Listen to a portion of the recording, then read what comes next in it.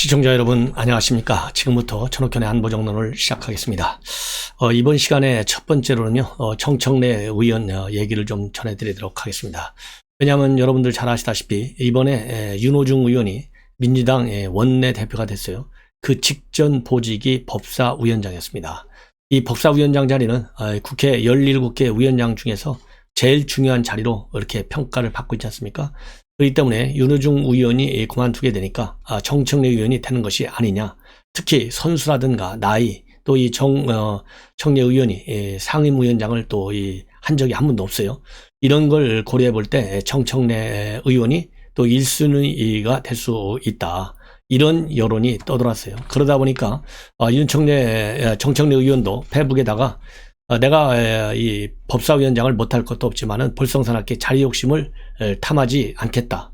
쿨하게 받아들인다. 결과론적으로는 그렇게 썼지만은 최근에 뭐라고 얘기를 했냐면, 내가 이 법사위원장이 되면 하늘이 무너지기라도 하는 거냐.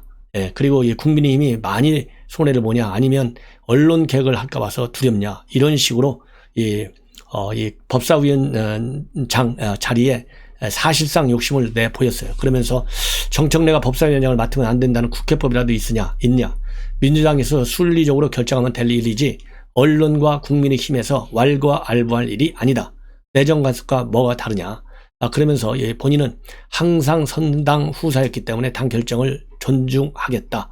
저요저요하고 손을 들지도 않겠고 이 어려운 길도 피하지 않겠다. 이런 얘기를 내놨어요. 이것이 불과 그러니까 29일 날 이런 얘기를 내보였습니다. 자, 지난 19일 날입니다. 29일이 아니라 19일 날. 그렇기 때문에 일단 이 분위기를 한번 잡은 것이죠. 그러니까 내가 마치 법사위원장 자리에 하나도 없다, 이렇게 해서 이거를 SNS를 통해서 이슈화 시켰습니다. 일단 지난 4월 19일 날. 그러니까 이제 야당에서도 많이 반대를 했죠. 이 얘기는 결국 뭡니까? 야당의 반대로 인해서 본인이 일단 불을 지르고 야당이 거기에 기름을 부어서 더 이 이슈에 대해서 불꽃이 튀면 이 본인의 이름이 계속 오르내리고 당에서도 그렇게 무시는 안 할 것이다 라고 하는 그런 이 생각을 했을 가능성이 많아요. 왜냐하면 정청래 의원 하면 여러분들 잘 아시다시피 막말의 이 대가로 알려져 있지 않습니까? 그러니까 일단 지르고 보는 스타일이거든요. 그래서 이제 언론에서도 관심을 가졌는데, 결국 뚜껑을 까보니까 정청래가 아니고 박광훈 의원이 됐어요. 박광훈 의원이. 지도새도 모르게 박광훈 의원이 됐습니다. 법사위원장 자리.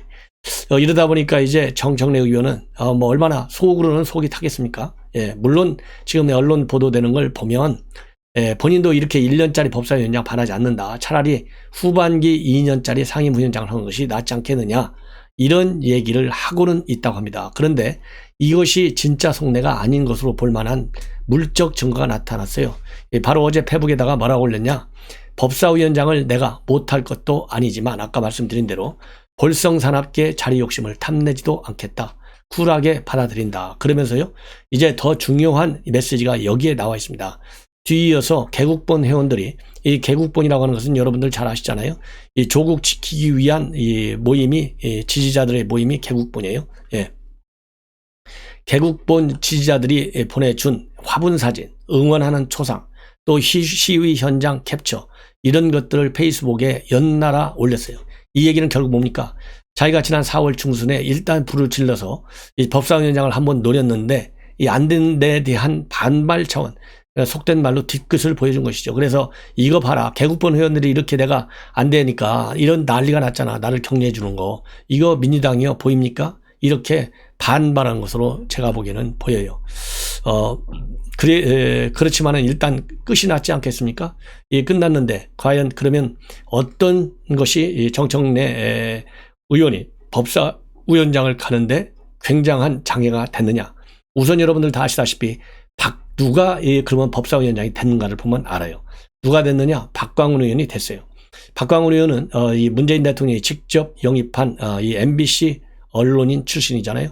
비교적 합리적이고 비교적 또 다른 민주당 투사들에 비해서 색깔이 덜 나타나다. 여기서 색깔이라고 하는 것은 이 좌파적 색깔이 별로 없다, 이런 평을 받아요. 그러니까 비교적 정청래와 비교해 볼 때 합리적이고 조용하게 나름대로 그런 의정 활동이 특색이에요. 이것이 대비돼요. 자, 그러면 지금 현재의 전국 환경을 보십시오. 이 정청래 의원과 같은 강성이 막말까지 해가면서 그 요직 중에 요직, 이 법사위원장을 맡는 것이 정국 운영에 도움이 되는 건지, 그리고 그런 의원을 법사위원장을 줘가지고 지금 전국을 돌파해 나갈 만한 정부 여당의 힘이 있는 상황인지, 힘도 없고요, 여론도 비우호적이에요. 예, 그렇기 때문에 정청래는 밀리는 것은 상당히 정상적인 판단할 때 당연한 결과다라고 저는 생각을 합니다. 그런데 이러한 정상적인 측면의 고려도 물론 있었지만요, 더 중요한 정말 충격적인 이유라고 할까요? 이런 것이 있었는데 결국은 과거로 올라갑니다. 왜냐하면 이 정청래도 운동권은 맞아요. 왜냐하면 이 과거에 서총련, 그러니까 89년도 서울 지역 총학생회 연합 서총련 소속으로 시위를 할 때 주한미 대사관에 사제 폭탄을 던지고 투옥된 사건이 발생했어요. 그래서 과거에 2013년도에 외통위였는데 미국에서 비자를 발급 안 해줘가지고 현장 국장감사에 참여를 못했어요. 예. 이러한 이 투쟁 전력은 있습니다. 그러니까 막말도 막말이지만 이 전투력이 센 사람이에요. 그런데 전투력이 세고 막말을 해서 이 투쟁력은 강하지만 그래도 이 현재 민주당은 86그룹들이 주류를 형성하고 있는데요. 이 족보에서 밀리는 거예요. 서열이 밀리는 거예요. 왜냐하면 같은 운동권이지만 계급이 있지 않습니까? 예, 그런데 이인영, 우상호, 임정석 이런 사람들은 전대역 간부 출신이거나 아니면 총학생회장 출신이에요. 그런데 이 정청래는 이 전대협 간부도 아니고 총학생회장 출신도 아니에요. 그렇기 때문에 이런 이 86그룹에서 상당히 학벌 구조가 또 서열화되어 있다고 합니다. 그런데 80년대 학생 운동권에서는요, 이 건국대 산업공학과 출신인데 이 건국대학이 중심부가 아니었다는 거예요. 이것이 상당한 핸디캡이 됐을 것이다. 이런 지금 평가가 나오고 있습니다. 자, 그리고 말이죠. 또 하나는 뭐냐? 이 정치 인생이 그렇게 주류 인생이 아니었다는 거예요.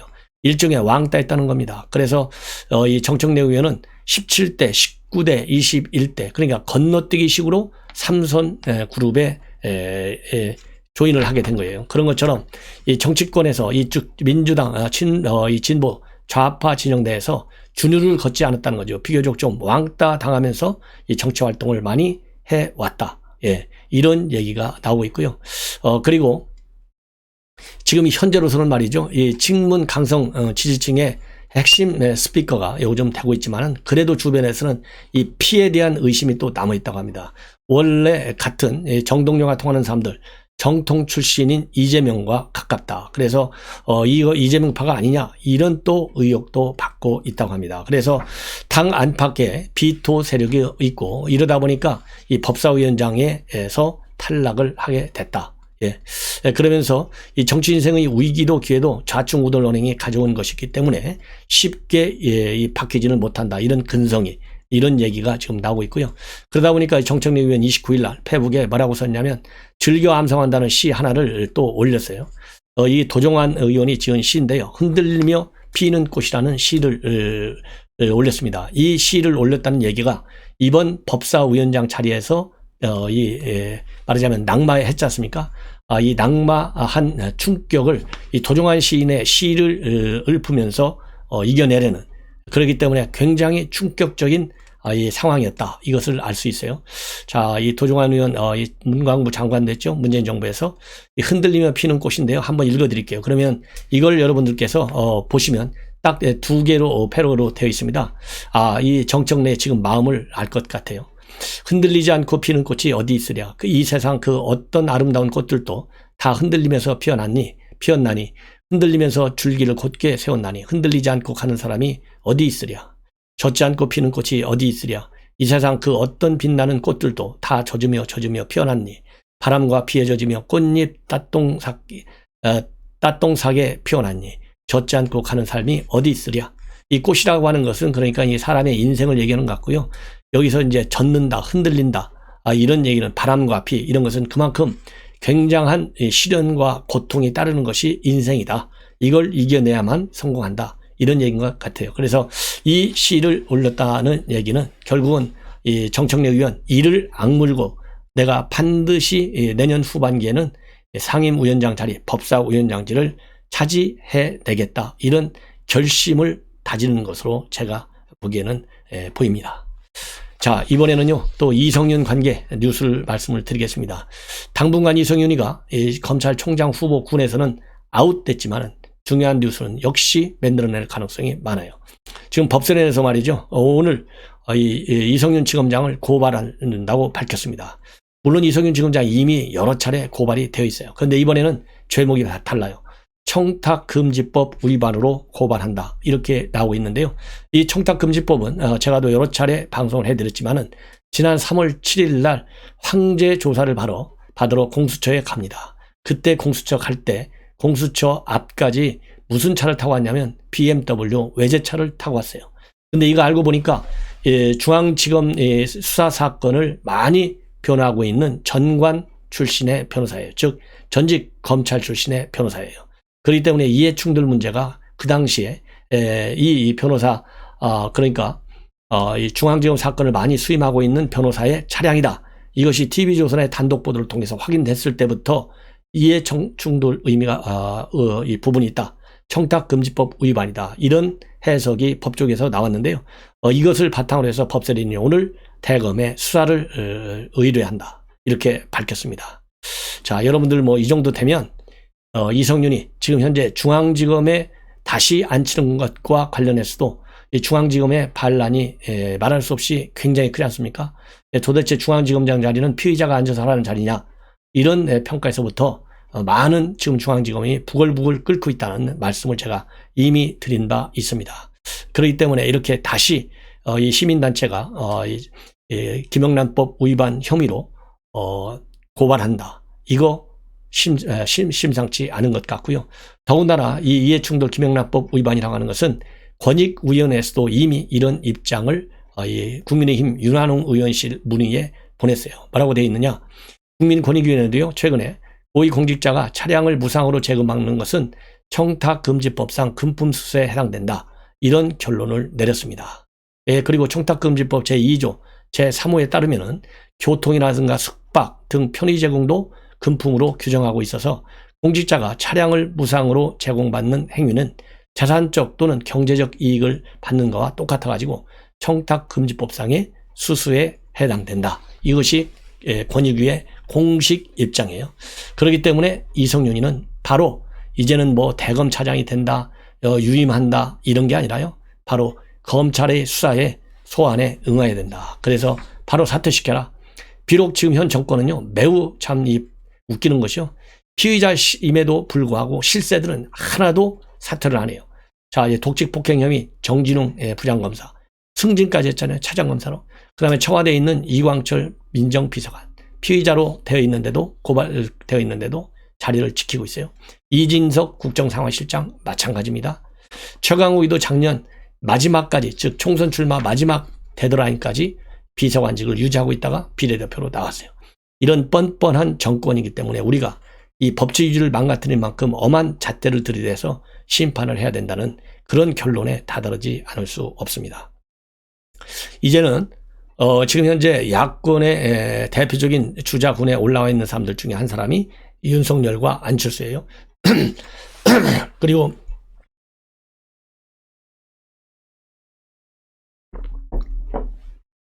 오세훈 시장은 뭐 이번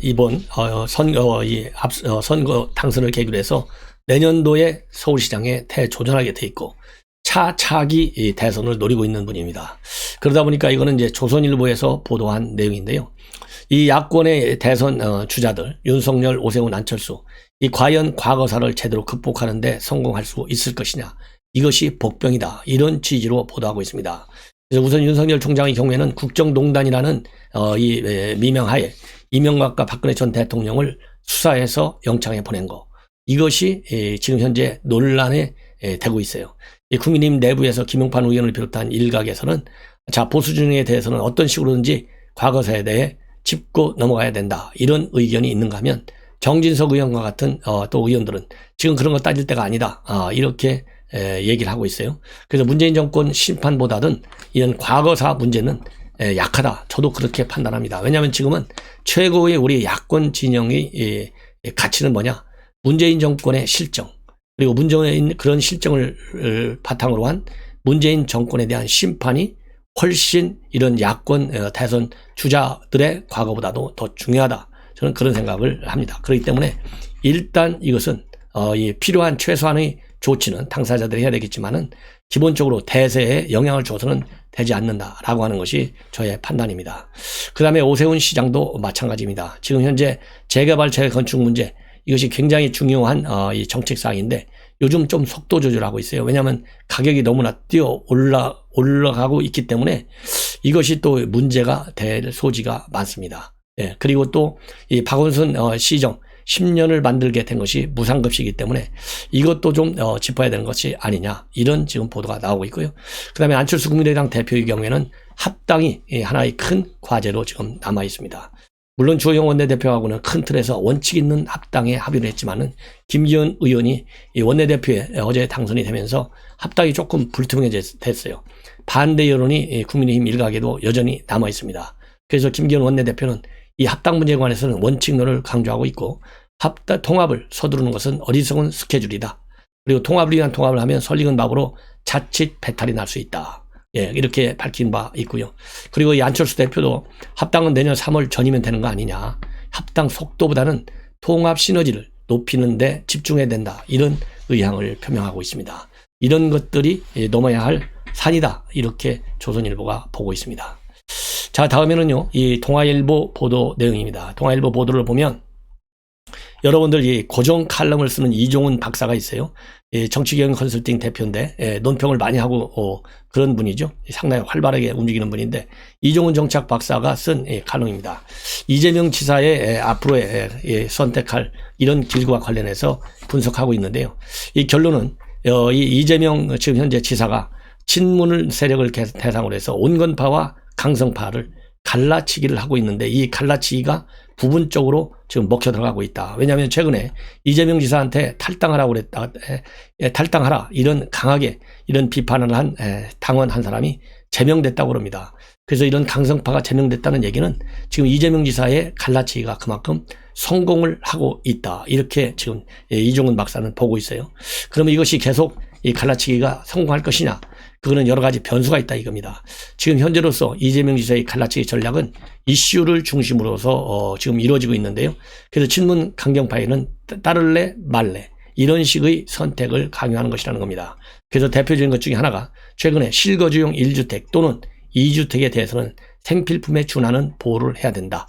그리고 또 기업들이 자유롭게 활동하고 성장할 수 있도록 공정하고 자유로운 환경을 만들어주는 게 정부의 역할이다. 이런 것들은 바로 친문을 제압하고 있는 그런 상황이기 때문에 이런 얘기를 할 수 있다는 것이죠. 그런데 지금 갈라치기 전략 성공할 것이냐 말 거냐 하는 것은 이재명 지사의 첫 번째로는 이제 지지율이 계속 올라갈 것이냐, 현재 같은 높은 지지율을 최소한도 유지해야만 성공할 수 있다는 거고, 두 번째로는 그러다 보니까 친문 지정에서는 이제 제3 후보를 물색할 수밖에 없는데 이 제3 후보가 이재명의 지지율을 따라잡을 수 있을 정도의 그런 능력 있는 후보가 있을 것이냐. 지금 거론되고 있는 김경수라든가, 김경수는 이미 물 건너간 걸로 보고 있고요.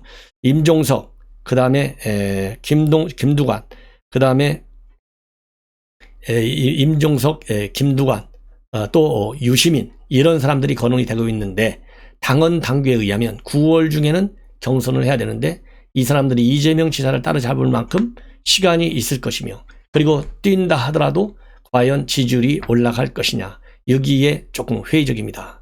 자, 그렇다고 한다면 이 친문계 누군가를 대안으로 삼아야 되는데 이렇게 높은 지지율이 덧받쳐준다면 결국 친문계는 비록 노무현 문재인 대통령의 퇴임 후로 이 정치 보복을 할 가능성이 굉장히 많다. 법대로 이렇게 주장하면서 이 칼을 들이댈 가능성이 많아서 굉장히 거부감을 나타내고 있지만은 대안 부재론에 직면하게 될 가능성이 많다는 것이죠. 그래서 지금 현재 이해찬 대표 미국의 연수 중에 있었던 양정철 전 민주원장을 불러들였는데, 양정철 민주원장 불러들이는 데는 문재인 대통령의 의중이 틀림없이 담겨져 있다고 봐야 된다는 겁니다. 그러면 양정철 원장이 지금 들어와서 뭘 할 것이냐? 당연히 정권 재창출하는데 혼자 하는 것이 아니잖아요. 그러면 이재명 지사하고 빅딜을 추구할 것이냐? 아니면 제3 후보를 밀 것이냐, 아니면 더 놀라운 시나리오 중에 하나는요, 윤석열 총장을 민주당에서 영입할 것이냐, 이런 세 가지 갈래길이 있는데 정계의 관심은 그래서 양정철 원장에게로 다시 쏠려 있다. 양정철 원장이 내놓는 묘수에 관심을 갖지 않을 수 없다. 이런 결론을 내리고 있습니다. 그래서 저도 이미 양정철 원장이 귀국한 것과 관련해서 여러분들께 보도를 해드린 바 있는데요. 앞으로도 양정철 원장의 이런 이 행보와 관련해서는 여러분들께 또다시 빠르고 정확하게 분석을 해드리도록 하겠습니다.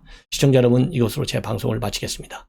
여러분들께서 앞으로도 제 방송 알람을 설정해서 많이 시청해 주시면 대단히 고맙겠습니다. 감사합니다.